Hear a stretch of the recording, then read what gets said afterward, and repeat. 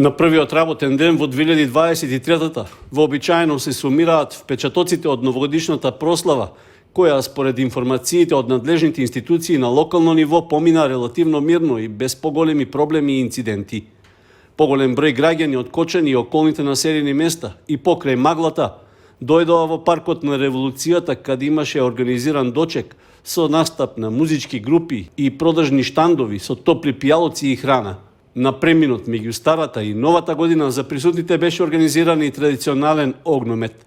Ваквиот начин на прославување се покажа како вистински погодок по повеќе од 2 децении, а соработката на локалната самоуправа со бизнис секторот даде позитивни ефекти. Од Министерството за внатрешни работи исто така потврдија дека новогодишната прослава поминала без поголеми инциденти на територијата на целата држава.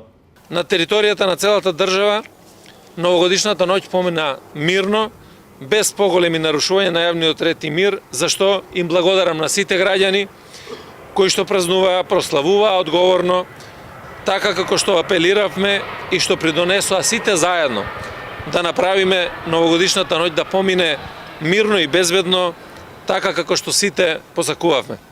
Благодарност до сите полициски службеници кои што работеа оваа ноќ и се грижеа за мирот и безбедноста на државата, и на сите медиуми и медиумски работници кои што придонесоа ова новогодишна ноќ да биде мирна, заради тоа што вие ги пренесовте пораките до секој еден граѓанин. На првиот ден од 2023 година, градоначалникот Љупчо Папазов ги посети дежурните екипи на територијалната противпожарна единица и полициската станица во Кочани. Оттаму информираа дека на преминот од старата во новата година во Кочани имало мирна новогодишна ноќ, а нивните дежурни екипи поминале без интервенции и проблеми.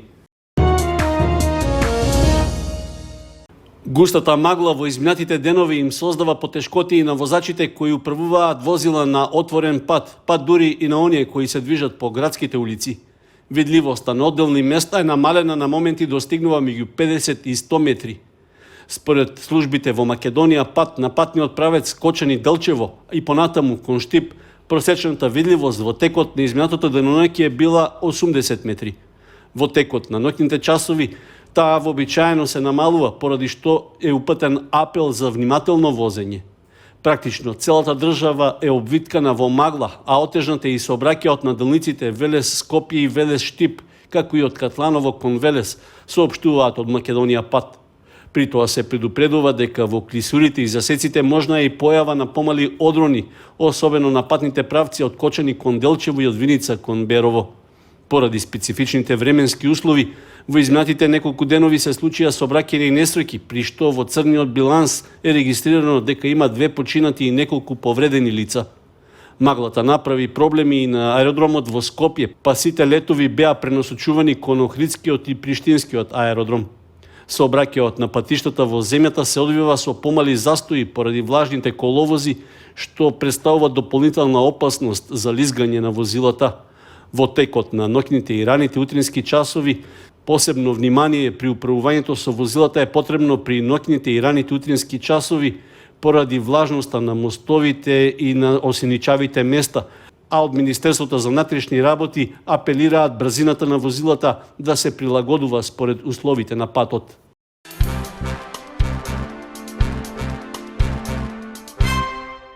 Комуналното предпријатие Водовод ги продолжува почнатите активности за раздвојување на фекалната од атмосферската канализацијска мрежа, што како задача произлезе по изградбата на пречистителната станица за отпадни води кај Мојанци. По поврзувањето на дел од атмосферската канализација во централното градско подрачје, постапката продолжува и кон источниот дел од градот, за што предпријатието веќе објави повик за избор на проектант кој треба да ја изработи техничката документација. Според спецификацијата во постапката, се бара да се изработи план за поврзување на населбите северно од фабриките Руен и Атом, односно од улиците Енгелсова, Искра, Никола Вапцаров, Вера Попова и Мир Чацев, вклучувајќи ги и сливните површини што гравитираат кон булеварот Тодосија Паунов. При тоа се бара да се изработи проект со кој постојната канализацијска мрежа ќе остане само фекална, односно од неа ќе се исклучат сите собирни објекти за атмосферска вода, и ќе се пренасочат кон новата мрежа што треба дополнително да се изгради. Со изработката на идеен и основен проект ќе се овозможи пресметка за точното чинење на инвестицијата, со оглед што документацијата треба да биде доведена до ниво на добивање градежна дозвола. Одводот и испуштањето на собраната атмосферска вода треба да биде индиректно во Оризарска река. Повикот за пријавување на заинтересираните проектантски фирми трае до 23 јануари. Со избраниот понудувач кој ќе достави најповолна понуда, ќе се склучи договор, пошто тој ќе има рок од 3 месеци да ги заврши преземените оврски за изработка на техничката документација. Околу 30 на прегледи дневно кај децата и помлади пациенти има во општата болница во Кочани, при што најчести симптоми се зголемена телесна температура и респираторни проблеми, придружени со воспалителни процеси на горните и долните дишни патишта. Капацитетот на детското одделение во болницата е целосно исполнет, а дополнително има уште 15 на дечиња кои се водат како пациенти, но се на домашно лекување. Најголеми здравствени последици има кај малите, пред се оние под 3 години, кои имаат и најмалку развиен имунолошки систем. Децата со висока температура се третираат со соодветна терапија, а лабораториските и микробиолошките анализи покажуваат дека циркулираат сезонски вирусни респираторни инфекции, како и инфлуенција, односно грип од А и Б. Имаме многу деца со висока температура, која што не се намалува така лесно првите денови. Така да во еќе грипот оваа година порано ни дојде од очекуваното. Јас би препорачала добра хидрација кај децата, значи да се внесува редовно и електролитни раствори и да се направи консултација со матичен лекар. Во првите 2 дена секако треба домашна нега, ако температурата продолжува, да се јават за консултација и преглед. Ментално ни е исполнет капацитетот, меѓутоа ние се трудиме да најдеме начин тие што се подобри да ги пуштиме на дневна болница, за да можеме да ги згрижиме и новите пациенти што доаѓаат. Со оглед што во тек е распустот на учениците, се очекува да се намали и бројот на заболени.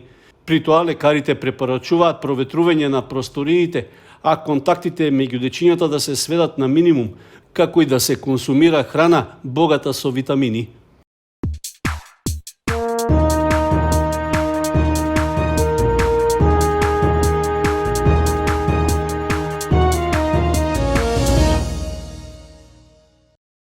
Сончевото време и поволните дневни температури без снег има возможија на планинарите на планинарскиот спортски клуб Осогово да се искачат на невисокиот врв на Осоговските планини. Освојувањето на врвот Руен е традиционално во рамки на одбележувањето на новогодишните и божикните празници, а како активност се реализира во последните неколку години. Групата планинари на 2252 метри надморска височина стигнаа без проблеми, а таму имале кратко закрепнување и пауза за фотографирање. Исто така, искачувањето до врвот беше можност да се закити новогодишна елка. Оваа акција за освојување на невисокиот врв на Осоговските планини е прва во 2023-та. Потоа ќе следуваат и нови што се планирани во рамки на годишната програма за работа на планинарскиот спортски клуб Осогово. Од таму упатија апел до планинарите и љубителите на планината дека почна уплатата на чланарина за 2023 година која изнесува 300 денари. Истовремено се врши и уписи на нови членови во клубот. Со зачленувањето се добива книжка од Федерацијата за планинарски спортови на Македонија, како и годишна планинарска маркица за членство, со можност за учество во обуки, школи, презентации и безбедно движење низ планина. Исто така, со зачленувањето во Планинарската федерација се овозможува учество на планинарски акции за деца и младинци, обележување патеки кои ги одржува клубот, како и учество во акции за заштита на природата. Исто така, членската книжка овозможува и попуст за ноќевања во планинарските домови.